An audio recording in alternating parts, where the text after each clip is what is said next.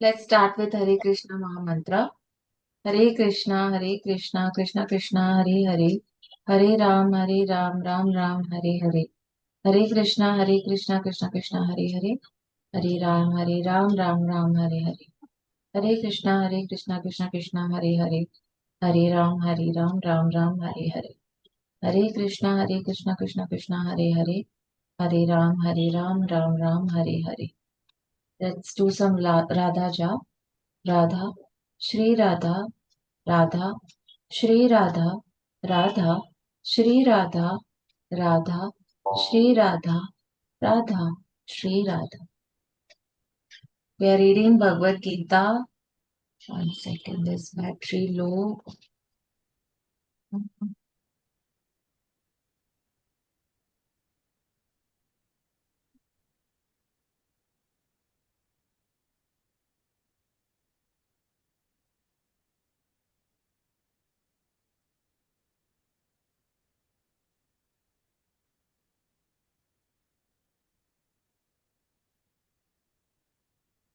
Yep.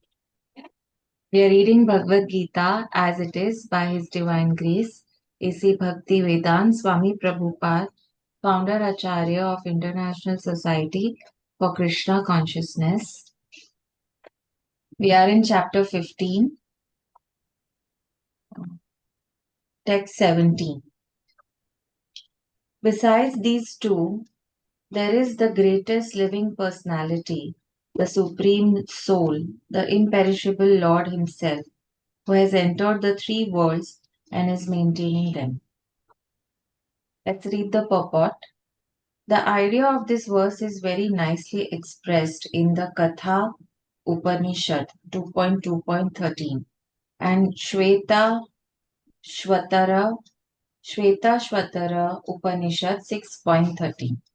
It is clearly stated that there th- stated there that above the innumerable living entities, some of whom are conditioned and some of whom are liberated, there is the Supreme Personality who is Paramatma. The Upanishadic verse runs as follows: Nityo Nityanam Chetanash Chet- Chetananam. The purport is that amongst all the living entities, both conditioned and liberated, there is one Supreme Personality, the Supreme Personality of Godhead, who maintains them and gives them all the facilities of enjoyment according to different work. That Supreme Personality of Godhead is situated in everyone's heart as Paramatma. A wise man who can understand him is eligible to attain perfect peace, not others. Yes. Let's move to text 18. Because I am transcendental, beyond both the fallible and the infallible, and because I am the greatest, I am celebrated both in the world and in the Vedas as that supreme person. Let's read the purport. No one can surpass the Supreme Personality of Godhead, Krishna, neither the conditioned soul nor the liberated soul. He is therefore the greatest of personalities. So when our soul gets liberated means now it does not have to get into the cycle of birth and death. Still, we cannot think of ourselves as God because God is still different from that liberated soul as well. So there's nothing called, since you are liberated soul, you are the God or you are the messenger of God. No, you are still a soul, an individual soul. He is therefore the greatest of personalities. Now it is clear here that the living entities and the Supreme Personality of Godhead are individuals. The difference is that the living entities, neither in the conditioned state nor in the liberated state, cannot surpass in quantity the inconceivable potencies of the Supreme Personality of Godhead. It is incorrect to think of the Supreme Lord and the living entities as being on the same level or equal in all respects. There is always the question of superiority and inferiority. You remember Prahlad's story, Hiranyakashipu.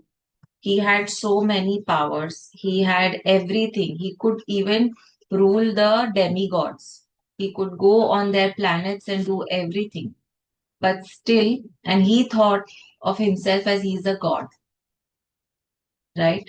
But still, we know the story how God, where God is. Like Hiranyakashipu is like one parcel of God's, like. So we cannot mistake it even if we have all the powers, all everything. But still, it is not at the same quantity or potency as God has. Right? So in the lok, the word loke signifies in the Paurusha Agam, the Smriti scriptures, as confirmed in the Nirukti dictionary, Lokyate Vedartho Nend Nena. The purpose of the Vedas is explained by the Smriti scriptures. The Supreme Lord, in his localized aspect of Paramatma, is also described in the Vedas themselves. The following verse appears in the Vedas. There's a big verse. I'm going to say the translation. The super soul coming out of the body enters the impersonal Brahma Jyoti. Then, in his form, his as in God's form, he remains in his spiritual identity. That supreme is called the Supreme Personality. This means that the Supreme Personality is exhibiting and diffusing his spiritual effulgence, which is the ultimate illumination. That Supreme Personality also has a localized aspect as Paramatma.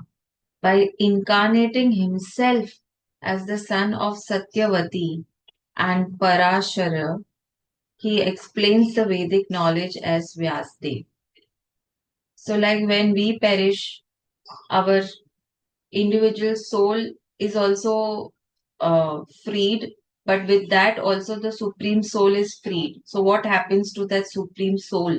Because individual soul takes another body, but that Supreme Soul becomes part of the big effulgence of the God, because that is that is its nature.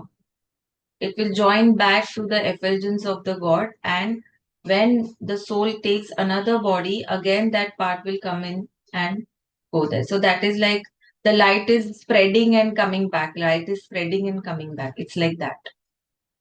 Let's move to text 19. Whoever knows me as the Supreme Personality of Godhead without doubting is the knower of everything. He therefore engages himself in full devotional service to me, O son of Bharat. Let's read the purport.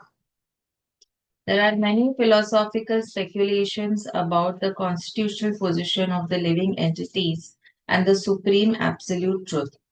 Now, in this verse, the Supreme Personality of Godhead clearly explains that anyone who knows Lord Krishna to be the Supreme Person is actually the knower of everything. The imperfect knower goes on simply speculating about the absolute truth, but the perfect knower, without wasting his valuable time, engages directly in Krishna consciousness, the devotional service of the Supreme Lord. Throughout the whole of Bhagwat Geeta, this fact is being stressed at every step, and still there are so many stubborn commentators on Bhagwat Geeta who consider the supreme absolute truth and the living entities to be one and the same. Vedic knowledge is also Shruti, learning by oral reception. One should actually receive the Vedic message from authorities like Krishna and his representatives. Here, Krishna distinguishes everything very nicely, and one should hear from this source. Simply to hear, like the hogs, is not sufficient. one must be able to understand from the authorities. It is not that one should simply speculate academically, right? One should. So academically now there are many rules like we live in, like we know, like there are rules given by science, there are rules given by maths, but there are no such rules in spiritual world. Like one plus one is not always two. These are some of the rules. So we can only understand things from these rules that we know because we are conditioned and we are in the material world. And if we just expand ourselves internally, we can see more, we can know more, and maybe the spiritual world people living in spiritual world, they already know the entire truth and they live under that truth. So for them there is nothing conditioned the way it is for us. That's why we say that to read Bhagwat Gita so that we become more and more open minded. It is not that one should simply speculate academically. One should submissively hear from Bhagavad Gita that these living entities are always subordinate to the Supreme Personality of God. Anyone who is able to understand this, according to the Supreme Personality of Godhead, Sri Krishna knows the purpose of the Vedas. No one else knows the purpose of the Vedas. Yes. The word bhajati is very significant. In many places, the word bhajati is expressed in relationship with the service of the Supreme Lord. If a person is engaged in full Krishna consciousness in the devotional service of the Lord, it is to be understood that he has understood the Vedic knowledge. In the Vaishnava Parampara, it is said that if one is engaged in the devotional service of Krishna, then there is no need for any other spiritual process for understanding the Supreme Personality of Truth. Supreme Absolute Truth. He has already come to the point where he is engaged in the devotional service of the Lord. He has ended all preliminary processes of understanding. But if anyone, after speculating for hundreds of thousands of lives, look at the words, lives, does not come to the point that Krishna is the Supreme Personality of Godhead and that one has to surrender there, all his speculations for so many years and so many lives is useless and waste of time. Yes. Let's move to text 20. This is the last text of chapter 15. This is the most confidential part of Vedic scriptures, O sinless one, and it is disclosed now by me. Whoever understands this will become wise, and his endeavors will know perfection. Let's read the purport. The Lord clearly explains here that this is the substance of all revealed scriptures, and one should understand that as it is given by the Supreme Personality of Godhead, thus one will become intelligent and perfect in transcendental knowledge. In other words, by understanding this philosophy of Supreme Personality of Godhead and engaging in his transcendental service, everyone can become freed from all contaminations of the modes of material nature. Yes. Devotional service is a process of spiritual understanding. Why they say that take name of the God? Because as you are taking the name of the God, some realizations will occur in your head and it will start giving you the thoughts, the things, the reality. It will start pointing. It's like many a times when I just do Hare Krishna Maha Mantra, I'm just doing, there are many thoughts coming and there are many incidents that flow.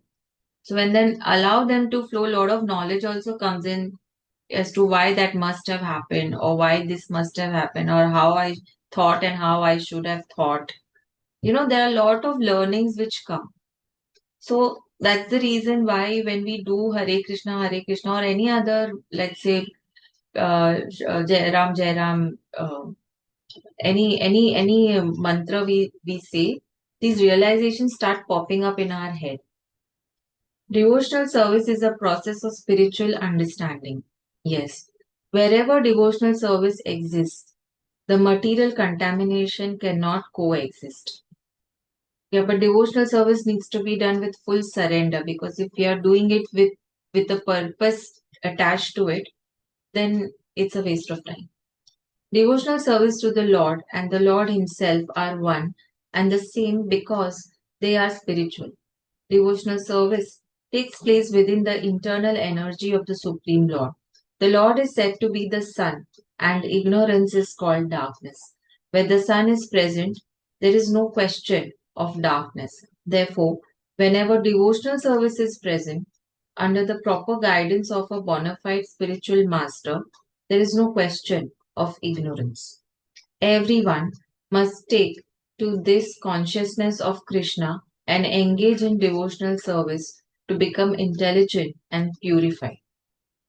Unless one comes to this position of understanding Krishna and engages in devotional service, however intelligent he may be in the estimation of some common man, he is not perfectly intelligent. The word anagha, by which Arjun is addressed, is significant. Anagha, O sinless one, means that unless one is free from all sinful reactions, it is very difficult to understand Krishna. One has to become free from all contamination, all sinful activities. So, sinful activities does not mean just the action, it also means even a sinful reaction. A sinful reaction means that you are reacting in such a way which is going to hurt the other person or create some negative energy exchange with the other person, right? Then he can understand. But devotional service is so pure and potent that once one is engaged in devotional service, he automatically comes to the stage of sinlessness. While one is performing devotional service in the association of pure devotees in full Krishna consciousness, there are certain things which require to be vanquished altogether. The most important thing one has to surmount is weakness of the heart. Yes, very, very difficult to overcome that. The first fall down is caused by the desire to load it over material nature. Yes, when you put your heart on any material thing, your heart is going to break because that material thing is going to vanquish someday or the other, right? Thus, one gives up the transcendental loving service of the Supreme Lord. The second weakness of the heart is that as one increases the propensity to load it over material nature, he becomes attached to the matter and the possession of the matter. We start getting attached to various things, clothes, cars, house, the way we live, how much we can show off, you know, the show off society. Sorry. The problem of material existence are due to these weaknesses of the heart. Basically, you want to show your status, you want to show you matter, you are important, you should get valued, you should get respected and everything.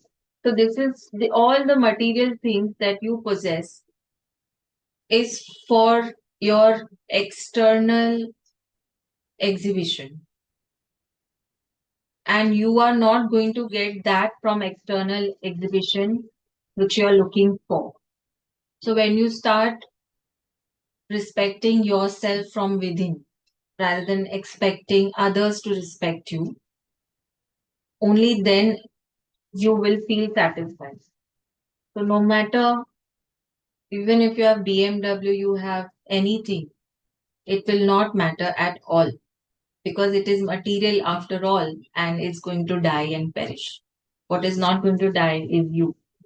So how are you is the question. The problems of material existence are due to these weaknesses of the heart. In this chapter, the first 5 verses describe the process of freeing oneself from these weaknesses of heart, and the rest of the chapter, from the 6th verse through the end, discusses Purushottam Yoga. Thus end the Bhakti Vedanta purports to the 15th chapter of the Srimad Bhagwat Geeta in the matter of Purushottam Yoga, the yoga of the Supreme Person. Yes. Shall we start chapter 16? It's a good day. What is the day today? 8:28.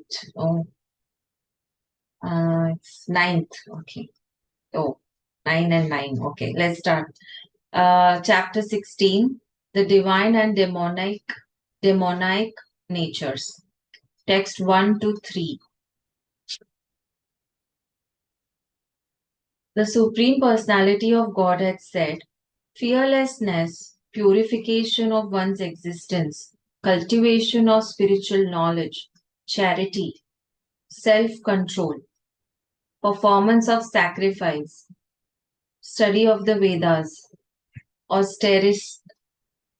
austerity, simplicity, non-violence, truthfulness, freedom from anger, very difficult, renunciation, tranquility, aversion to fault finding, compassion for all living entities, freedom from covetousness, gentleness, modesty, steady determination, vigor, forgiveness, fortitude, cleanliness, and freedom from envy and from the passion for honor.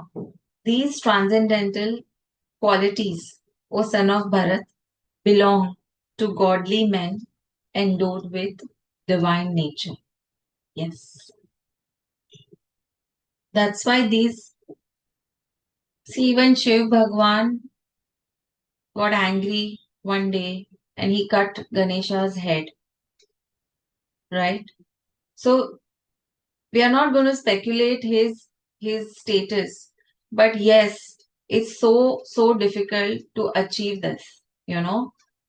So we have, if we remain in devotional service, we can achieve all of that. Remember, even Brahma, Shiv, even Vishnu, Garbhodak Vishnu, all are created for sustaining material world, and hence they form part of the material world and they do not form part of the spiritual world. Yes. Let's read the purport. In the beginning of the 15th chapter, the banyan tree of this material world was explained. The extra roots coming out of it were compared to the activities of the living entities, some auspicious, some inauspicious. In the 9th chapter also, the Dev or godly and the Asuras, the ungodly or demons, were explained. Now, according to Vedic rites, activities in the mode of goodness are considered auspicious for progress on the path of liberation, and such activities are known as Devi Prakriti, transcendental by nature. Those who are situated in the transcendental nature make progress on the path of liberation. For those who are acting in the modes of passion and ignorance, on the other hand, there is no possibility of liberation. Either they will have to remain in this material world as human beings, or they will descend among the species of animals or even lower life forms. In this 16th chapter, the Lord explains both the transcendental nature and its attendant qualities and the demonic nature and its qualities. Yes. He also explains the advantages and disadvantages of these qualities. The word abhijatasya, in reference to one born of transcendental qualities or godly tendencies, is very significant.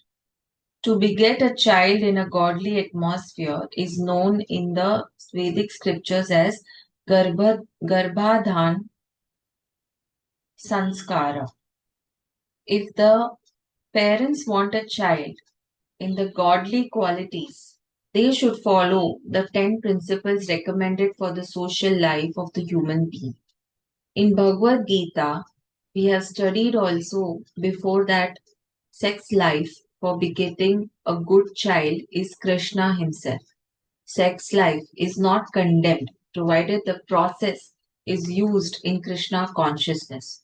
Those who are in Krishna consciousness at least should not beget children like cats and dogs, but should beget them so that they may become Krishna conscious after birth. Yes, that should be the advantage of children born of a father and mother absorbed in Krishna consciousness.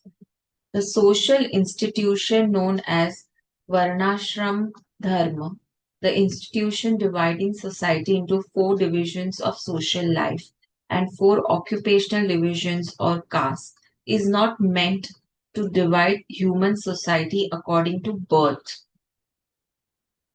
Yeah, this is so important. Such divisions are in terms of educational qualifications. Yes. They are to keep the society in a state of peace and prosperity. The qualities mentioned herein are explained as transcendental qualities meant for making a person progress in spiritual understanding so that he can get liberated from the material world.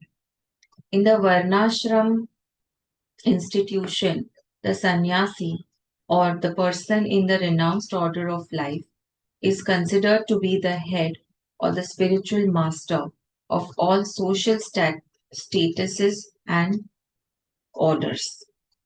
The Brahman is considered to be the spiritual master of the three other sections of a society, namely Kshatriya, Vaishyas, and Shudras. But a sannyasi who is on top of the institution is considered to be the spiritual master of the Brahmans also. For a sannyasi, the first qualification should be fearlessness. Because a sannyasi has to be alone without any support or guarantee of support, he has simply to depend on mercy of the Supreme Personality of Godhead. If one thinks, after I leave my connections, who will protect me, he should not accept the renounced order of life.